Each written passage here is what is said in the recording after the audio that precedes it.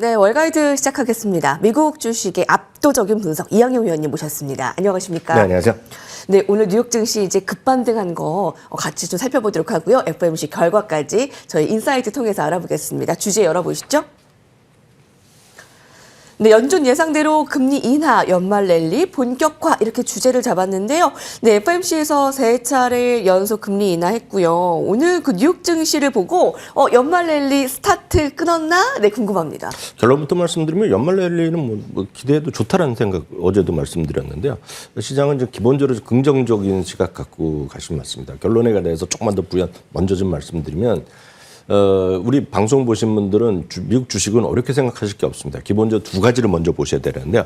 가장 큰 영역이 역시 이익입니다. 이익은 내년에 15% 정도 이익이 증가할 것이라고 일단 월가에서 예측을 하고 있습니다. 여기서 먼저 질문하실 수 있죠. 그거 어떻게 믿냐?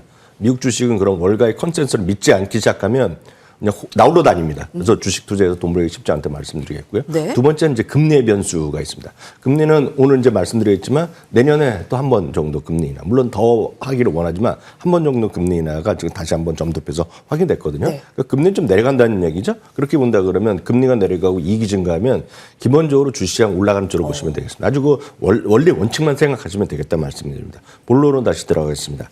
연준에서요 금리가 25bp 금리 인하했습니다. 정확히 뭐 예상했던 대로 나왔고요.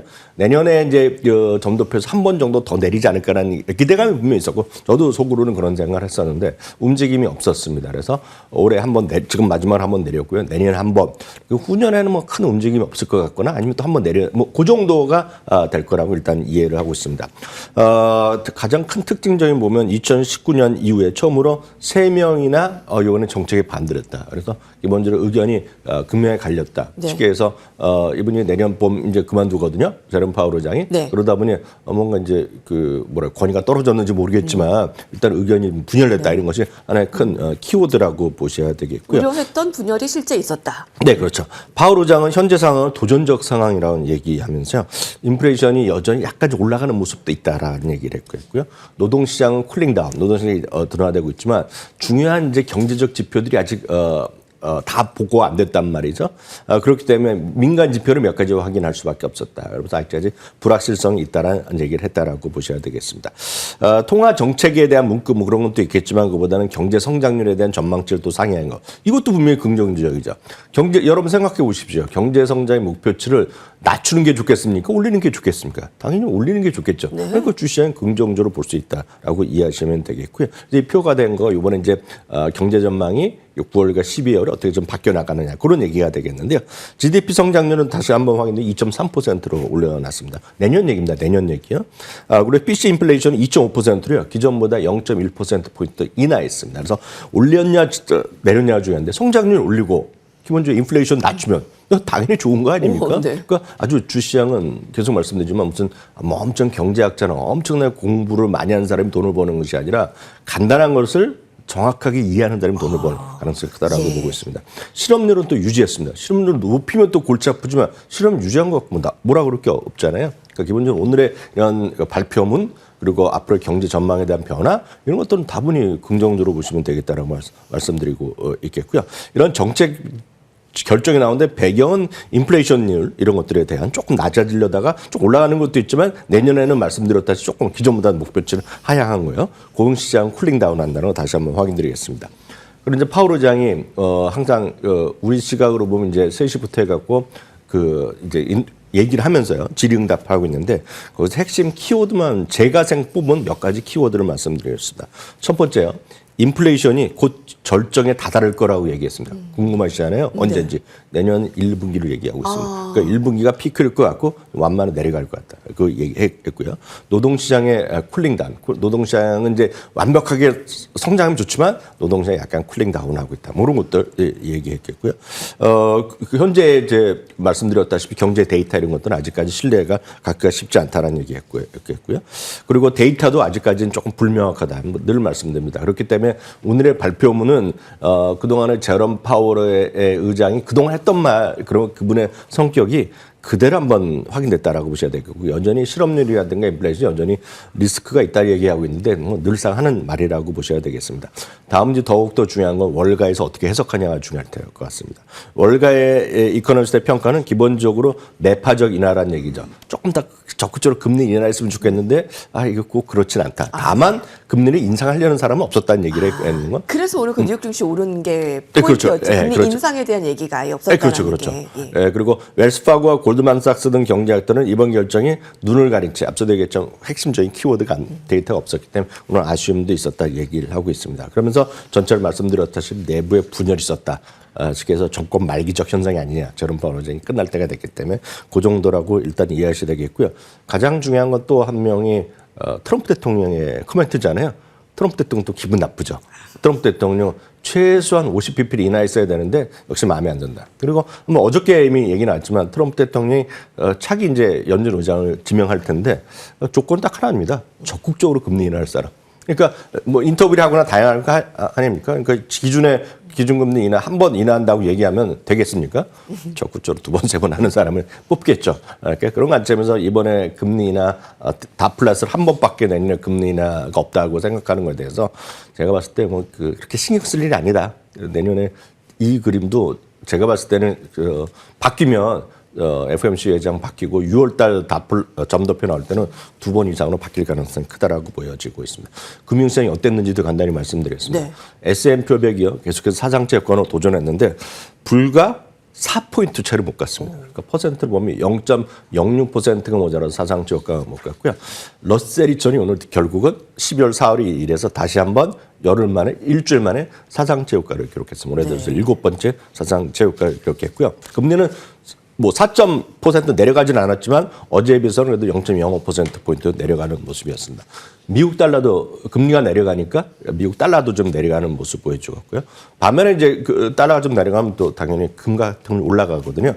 금은 또 4,280달러, 4.4 올라가면서 금이 다시 사상체 효과를 향해서 진격하는 그런 모습이 되겠고요. 유가도 올라가는 그 정도의 모습을 보여드린 것이 오늘 이런 연준에서의 FOMC 금리 결정 그리고 코멘트, 월가 해석 그리고 주시장에서의 반응까지 설명드렸습니다. 네.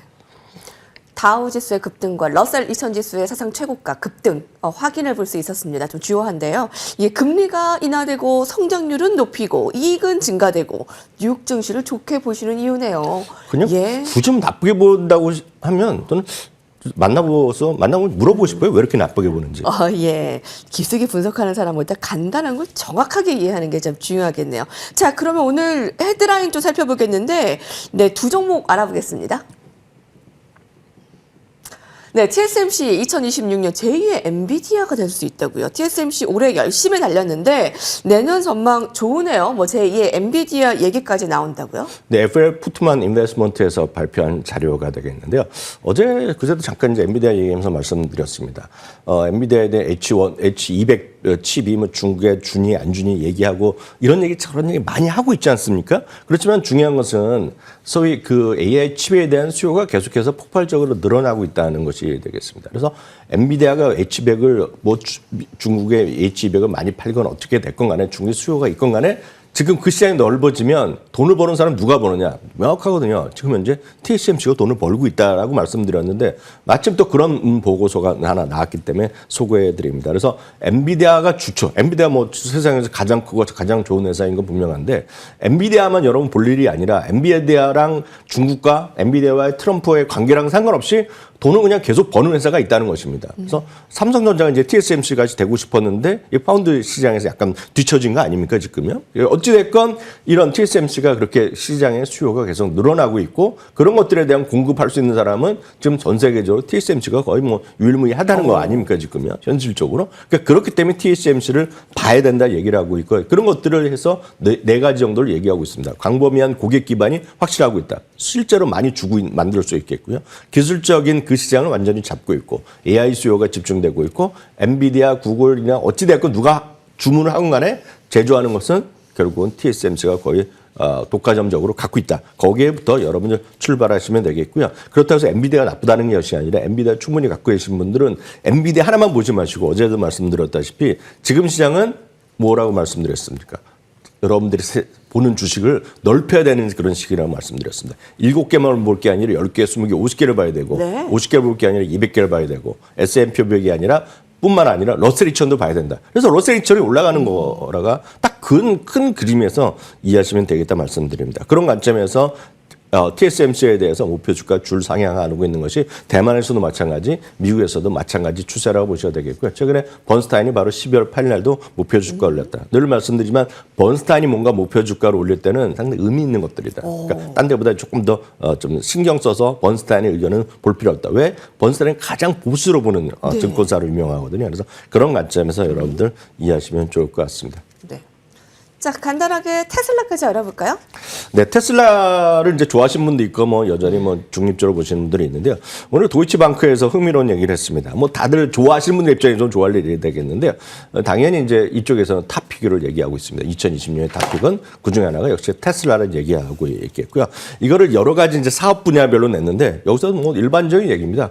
전기차가 대수가 몇 대가 팔렸네, 안 팔렸네, 유럽에서 팔렸네, 안 팔렸네, 중국에서 수가 이런 거 신경 쓰지 말라는 얘기입니다. 핵심 뭐다? 로봇택시랑 자율주행이죠. 네. 우리나라에서도 지금 자율주행 다니는 거 많이 여러분들 영상 보신 분 많이 계실 것 같습니다. 일부에서 얘기했던 통일이 빠를까?